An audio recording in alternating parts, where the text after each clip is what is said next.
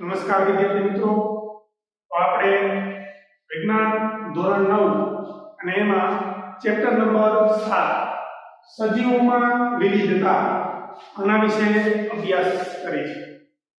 હવે જો ગયા લેક્ચરની વાત કરું તો આપણે પૃષ્ઠવંશી પ્રાણીઓનો અભ્યાસ કરતા હતા કે જેમાં મેરુદંડની જીવનની બધી અવસ્થામાં હાજરી જોવા મળે છે. બરોબર. અને એમાં આપણે બે વર્ગનો અભ્યાસ કરી ગયા હતા.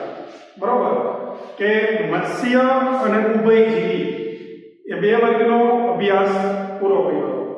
હવે એનાથી આગળ એટલે કે સરીસૃપ અને વિહંગ, બરોબર, આના વિશે સમજવાના છે. તો જોઈએ સરીસૃપ એટલે શું. તો કે સરીસૃપનો અર્થ શું થાય? સરકીને ચાલતા. આ સરીસૃપનો અર્થ થાય, બરોબર, કે સરકીને ચાલતા પ્રાણી. એનો સમાવેશ સરીસૃપમાં કરવામાં આવ્યો છે. હવે એના લક્ષણો જોઈ તો કે ત્વચા ભીંગડાઓ ધરાવે છે. પહેલા તમે ઉદાહરણ લઈ જોયા કાચબો કે નાગ.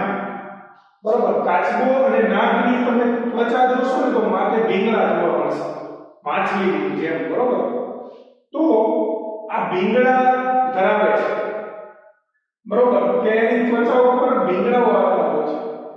હવે આગળ વાત કરું તો એનું હૃદય કેવું હોય તો કે હૃદય ત્રિખંડીય જોવા મળે છે.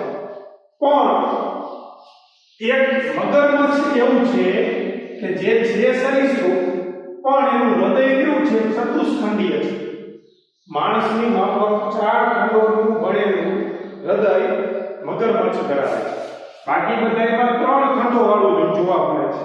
2 કર્ણક અને 1 છેપક જોવા મળે છે, બીજા બધા જ. બરોબર, પણ મગરમચ્છમાં 4 ખંડોનું બનેલું હૃદય જોવા મળે છે. શ્વસન કેના દ્વારા થાય તો કે શ્વસન ફેફસા દ્વારા થાય છે. ફેફસાની રચના જોવા મળે છે. ઝાલર કોથળીની રચના જોવા મળે છે.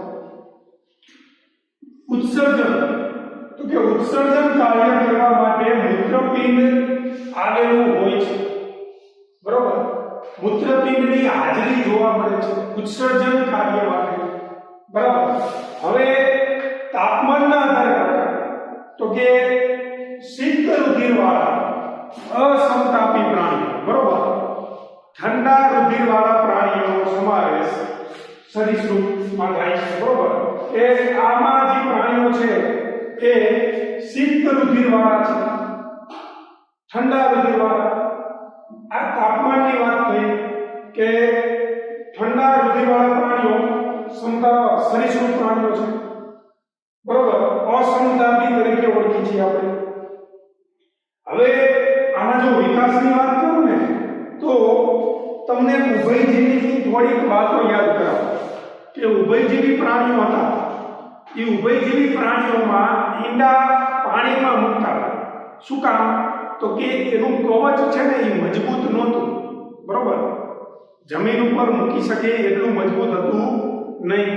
જ્યારે આમાં શું થાય છે? સરીસૃપ પ્રાણીઓ છે એ ઈંડા મૂકતા પ્રાણીઓ છે અને ઈંડા મજબૂત અને સખત કવચથી ઢંકાયેલા હોવાથી જમીન પર જ ઈંડા મૂકે છે. એટલે ઈંડા ક્યાં મૂકશે? જમીન પર જ મૂકે. શું કામ? તો કે મજબૂત અને સખત કવચથી ઢંકાયેલા છે એટલા માટે. બરોબર, તો આ સરીસૃપ એટલે કે સરકીને ચાલતા, જમીન ઉપર સરકીને ચાલતા પ્રાણીઓની વાત થઈ. બરાબર, એમાં ઉદાહરણ તરીકે તમે કાચબો, નાગ છે, મગર છે, ગરોળી છે, સાપ છે, ઘણા બધા જોવા મળે છે. બરોબર, એને લઈ શકો. હવે આનાથી આગળ એટલે કે વિહંગ. વિહંગ એટલે પક્ષીઓ. આ વિહંગમાં કેનો સમાવેશ થાય છે? તો કે પક્ષીઓનો સમાવેશ થાય છે. હવે પક્ષીઓમાં શું જોવા મળે? તમે વિચારો તો ખબર પડે કે આપણે જેમ આપણા શરીરની વાત કરું તો અગ્ર ઉપાંગ એટલે કે આગળના ઉપાંગો તરીકે આપણે હાથ હોય અને પાછળના ઉપાંગો તરીકે આપણે પગ હોય. બરોબર, એટલે કે આપણે બે ઉપાંગોની જોડ ધરાવી છે. અગ્ર ઉપાંગ તરીકે હાથ, બરોબર, અને પશ્વ ઉપાંગ તરીકે પગ. એમ પક્ષીઓમાં પણ બે જોડ જોવા મળે, એટલે કે ઉપાંગોની બે જોડ ધરાવે છે, બે જોડમાં ઉપાંગો ધરાવે છે, બરોબર. એનું જે અગ્ર ઉપાંગ છે, આ અગ્ર ઉપાંગ એ પાંખોમાં રૂપાંતરિત થયેલું, એટલે કે આગળનું જે ઉપાંગ છે એની પાંખોમાં રૂપાંતરણ થયું હોય, એટલે કે પાંખો તરીકે આગળનું ઉપાંગ હોય અને પાછળનું ઉપાંગ પગ તરીકે હોય, બરોબર, કે જે બેસવા માટે કોઈ ડાળી ઉપર કે કોઈ અન્ય જગ્યાએ, બરોબર. તો અગ્ર ઉપાંગ તરીકે પાંખ અને પશ્વ ઉપાંગ તરીકે પગ હોય છે. એના જો હૃદયની વાત કરું તો ચતુષ્ખંડીય હોય. કેવું હોય? ચતુષ્ખંડીય, બે કર્ણક અને બે ચેપક ધરાવે, બરોબર. ચાર ખંડોનું બનેલું હૃદય જોવા મળે છે. શ્વસન કેના દ્વારા થાય કે ફેફસા દ્વારા શ્વસન કરે છે, કે ફેફસા દ્વારા શ્વસન કરશે, એટલે કે ફેફસાની હાજરી જોવા મળશે. આપણે પૃષ્ઠવંશી પ્રાણીઓમાં જોયું, બરોબર, કે યુગ્મિક ઝાલર પોથી ધરાવે, તો એ ફેફસાની રચના જોવા મળશે અને શ્વસન ફેફસા દ્વારા થશે. તાપમાનના આધારે પ્રકાર, તેનું રુધિર કેવું છે તો કે સમતાપી છે, ઉષ્ણ રુધિરવાળા, એટલે કે ગરમ રુધિરવાળા, ઉષ્ણ રુધિરવાળા, સમતાપી પ્રાણી. જ્યારે અહીંયા સુધી કેવા હતા? અસમતાપી હતા. હવે જે પક્ષીઓ છે એ કેવા આવશે તો કે સમતાપી પ્રાણીઓમાં આવશે, બરોબર. તો આ તાપમાનના આધારે પ્રકાર થયા જુદા પડ્યા, બરોબર. વિકાસ વધે એવો ઈંડા મૂકે, આપણે જાણીએ છીએ, બરોબર. પક્ષીઓ શું મૂકે તો કે ઈંડા મૂકે. હવે એના શરીર છે એ પાંખોથી ઢંકાયેલા હોય છે. શરીર કેનાથી ઢંકાયેલા હોય? પાંખોથી ઢંકાયેલા હોય, બરોબર. અને જો ઉદાહરણની વાત કરું તો કે બગલો છે, બતક છે, કાગડો છે, ચકલી છે, અન્ય પક્ષીઓ છે, એને તમે વિહગ વર્ગમાં મૂકી શકો, બરોબર. તો આ વિહગ અને સરીસૃપની વાત થઈ, બરોબર. હવે આગળ આપણે સસ્તન વર્ગના પ્રાણીઓનો અભ્યાસ કરીએ. ચાલો મિત્રો, તો આપણે હવે ચેપ્ટરના અંત તરફ આગળ વધીએ, બરોબર. હવે આપણે બે સરીસૃપ અને વિહગનો અભ્યાસ કર્યો. એના પછી છે સસ્તન વર્ગ, બરોબર. સસ્તન વર્ગમાં મેં ઘણી વખત વાત કરી કે મનુષ્યનો સમાવેશ સસ્તન વર્ગમાં થાય, તો આના લક્ષણો તમે મનુષ્ય સાથે રિલેટ કરી શકશો, બરોબર. એના સિવાય વહેલ છે, ચામાચીડિયું છે, આ બધાનો સમાવેશ સસ્તન વર્ગમાં થાય છે. જોઈએ એના લક્ષણો, તો કે સ્તન ગ્રંથિ, એનું જ લક્ષણ છે સ્તન ગ્રંથિ જોવા મળે. સ્તન ગ્રંથિ એટલે કે આ વર્ગના બધા જ પ્રાણીઓ નવજાત શિશુને પોષણ આપવા માટે દૂધનો સ્ત્રાવ કરતી સ્તન ગ્રંથિ ધરાવે છે. દૂધનો સ્ત્રાવ કરતી સ્તન ગ્રંથિઓ ધરાવે છે, બરોબર. કે જે નવજાત શિશુ છે, બરોબર, કે જે નવજાત બાળકનો જન્મ થાય એટલે એને પહેલું પોષણ માતાના દૂધ દ્વારા આપવામાં આવે છે. તો આ જે સ્તન ગ્રંથિની હાજરી સસ્તન વર્ગના પ્રાણીઓમાં જોવા મળે, કે પોષણ આપવા માટે, ખાસ કરીને કહે તો કે નવજાત શિશુ પોષણ આપવા માટે સ્તન ગ્રંથિઓ ધરાવે છે. હવે એના જો આગળ બીજા લક્ષણોની વાત કરું તો કે ત્વચા, ચામડી, ત્વચા પર વાળ અને પ્રસ્વેદ ગ્રંથિઓ આવેલી હોય છે. જો આપણી ત્વચા જોવો તમે તો વાળ દેખાશે, સાથે સાથે પ્રસ્વેદ ગ્રંથિ એટલે કે જ્યાંથી આપણને પરસેવો નીકળે છે એવા નાના નાના છિદ્રો જોવા મળશે, બરોબર. તો વાળ અને પ્રસ્વેદ ગ્રંથિ આવેલી હોય છે આ વર્ગના પ્રાણીઓ, બરાબર. એના જો હૃદયની વાત કરું તો કે હૃદય ચતુષ્ખંડીય હોય, એટલે કે ચાર ખંડોના બનેલા હોય, બે કર્ણક અને બે ચેપક ધરાવે છે, બરાબર. ચાર ખંડો વાળા હૃદય ધરાવે છે. બે કર્ણક અને બે ચેપકની હાજરી જોવા મળે છે.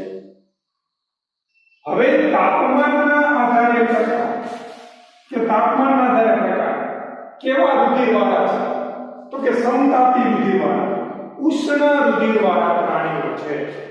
બરોબર, વિહંગની જેમ સમતાપી રુધિર. કોણ? સસ્તન વર્ગના પ્રાણીઓ, બરોબર, કે ઉષ્ણ રુધિરવાળા પ્રાણીઓ છે. વિકાસ કેમાં થાય? તો કે મોટા ભાગના પ્રાણીઓ છે એ બચ્ચાને જન્મ આપે. આ વર્ગના લગભગ બધા પ્રાણીઓ બચ્ચાને જન્મ આપે, પણ 2-3 અપવાદ છે. જેમ કે શેરો છે સસ્તન વર્ગનું પ્રાણી પણ ઈંડા મૂકે છે. એવી જ રીતે બતક ચાંચ, બરોબર, છે સસ્તન વર્ગનું પ્રાણી અને ઈંડા મૂકે છે. એટલે કે બીજા બધા જ લક્ષણો સસ્તન વર્ગને મળતા આવે છે, પણ એક અપવાદ તરીકે બચ્ચાને જન્મ આપતા નથી, ઈંડા મૂકે છે. બરોબર, તો આ વિકાસને લઈ અને જોવા મળતી ભિન્નતા છે, લક્ષણ છે કે બચ્ચાને જન્મ આપે છે જ્યારે શેરો અને બતક ચાંચ બે ઈંડા મૂકે છે, જે અપવાદ તરીકે ગણી શકાય. એના પછી છે, જો આ એક અલગ વાત થઈ કે કાંગારૂ છે ને, કાંગારૂ એ સસ્તન વર્ગનું પ્રાણી છે. કોણ? કાંગારૂ. પણ એમાં શું વિશિષ્ટતા જોવા મળે? તો કે કાંગારૂ જ્યારે બચ્ચાને જન્મ આપે ને ત્યારે એ પોતાના ગળા આગળની એક કોથળી, નીચેના ભાગે એક કોથળી હોય. એ કોથળીને શું કહેવાય? તો કે માર્સુપિયમ નામની કોથળી કહેવાય. શું નામ આપ્યું છે? માર્સુપિયમ.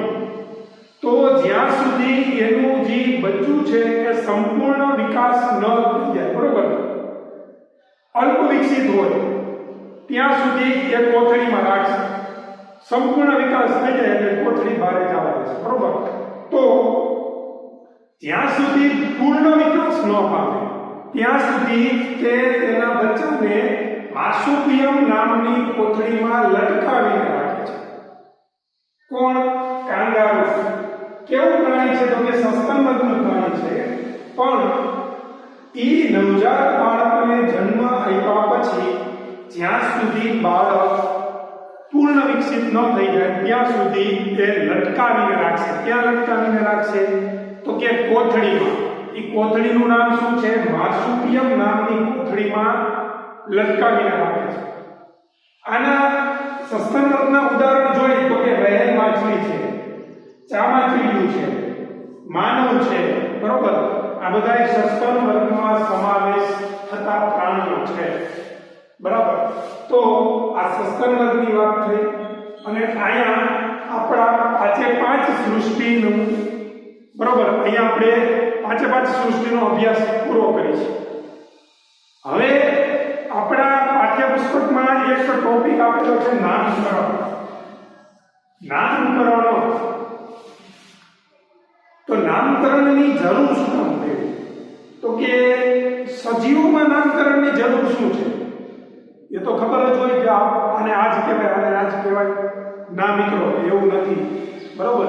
કેટલાય પ્રાણીઓ હોય કે જેને અલગ અલગ ક્ષેત્રોમાં અલગ અલગ નામથી ઓળખતા હોય, તો ઓળખવામાં મુશ્કેલી પડે, સમજવામાં મુશ્કેલી પડે. તો આવી ગેરસમજ ઊભી ન થાય એટલા માટે સજીવોને એક સૂત્રતા જાળવવા માટે એક વૈજ્ઞાનિક નામકરણ આપવામાં આવે છે, બરોબર, કે બધે જ એક સરખી રીતે ઓળખી શકાય. જેવું આપણે રાસાયણિક પદાર્થોમાં કરી છે, બરોબર, કે એને એક IUPAC નામ આપે છે. એવી રીતે સજીવોને પણ એક વૈજ્ઞાનિક નામ આપવામાં આવે. આનો સૌપ્રથમ પ્રયાસ કેને કર્યો હતો? તો કે વૈજ્ઞાનિક છે કેરોલસ લિનિયસ નામનો વૈજ્ઞાનિક, બરોબર. તો આ કેરોલસ લિનિયસ નામના વૈજ્ઞાનિકે 18મી સદીમાં સૌપ્રથમ નામકરણ પદ્ધતિ આપી હતી, બરાબર. અને વર્ગીકરણ વિદ્યાના પિતા તરીકે ઓળખવામાં આવે. કેરોલસ લિનિયસને વર્ગીકરણ વિદ્યાના પિતા, કેરોલસ લિનિયસને વર્ગીકરણ વિદ્યાના પિતા તરીકે ઓળખવામાં આવે, બરોબર. એને નામકરણ પદ્ધતિ કેવી રીતે આવી, બરોબર, અને શું ધ્યાનમાં લેવામાં આવે છે સજીવોના નામકરણ કરતી વખતે? તો કે પ્રજાતિનું નામ અને જાતિનું નામ બંનેને ધ્યાનમાં લેવામાં આવે છે. લખવાનું કેવી રીતે? તો કે પ્રથમ પ્રજાતિનું નામ અને પછી જાતિનું નામ, આમ બે નામનો ઉપયોગ કરવામાં આવે છે. પ્રજાતિ કઈ છે અને પછી જાતિ કઈ છે, બે નામનો ઉપયોગ કરી અને એક ચોક્કસ નામ આપવામાં આવે છે. હવે આ બે નામનો ઉપયોગ થાય છે એટલા માટે આને દ્વિનામકરણ પદ્ધતિ તરીકે ઓળખવામાં આવે છે અથવા તો કહેવામાં આવે છે. આ જે વૈજ્ઞાનિક પદ્ધતિ છે એને દ્વિનામકરણ પદ્ધતિ તરીકે શું કામ ઓળખવામાં આવે છે? આવો તમને પ્રશ્ન પૂછે તો તમારે કહેવાય કે સજીવોનું નામકરણ કરતી વખતે એની પ્રજાતિ અને જાતિ એમ બંને નામનો ઉપયોગ કરવામાં આવતો હોવાથી આ પદ્ધતિને દ્વિનામકરણ પદ્ધતિ તરીકે ઓળખવામાં આવે છે. જોઈએ આપણે ઉદાહરણ જોઈએ તો કે સૂર્યમુખી છે, તો સૂર્યમુખીની પ્રજાતિનું નામ તો કે હેલિયન્થસ, એની પ્રજાતિનું નામ છે અને જાતિનું નામ એનસ છે. તો પ્રજાતિ અને જાતિ બંનેના નામને ધ્યાનમાં લેવામાં આવે છે, બરોબર? એટલે હેલિયન્થસ એનસ એ સૂર્યમુખીનું વૈજ્ઞાનિક નામ થયું. એવી જ રીતે મકાઈ છે, તો મકાઈની પ્રજાતિનું નામ ઝિયા અને જાતિનું નામ મેઇઝ, તો ઝિયા મેઇઝ એ મકાઈનું વૈજ્ઞાનિક નામ થયું. તો આ રીતે બધા જને નામ આપવામાં આવે છે, ખ્યાલ પડે? હવે આના માટેના ચોક્કસ નિયમો છે કે વૈજ્ઞાનિક નામકરણ માટેના ચોક્કસ નિયમો શું છે જોઈએ. તો કે પ્રજાતિનું નામ અંગ્રેજી મૂળાક્ષરથી શરૂ થવું જોઈએ. જ્યારે પ્રજાતિનું નામ પહેલા લખો તો એમાં પહેલો અક્ષર કેપિટલ રાખવાનો. કેવો રાખવાનો? કેપિટલ. એટલે કે અંગ્રેજી મૂળાક્ષરથી શરૂ કરવાનું.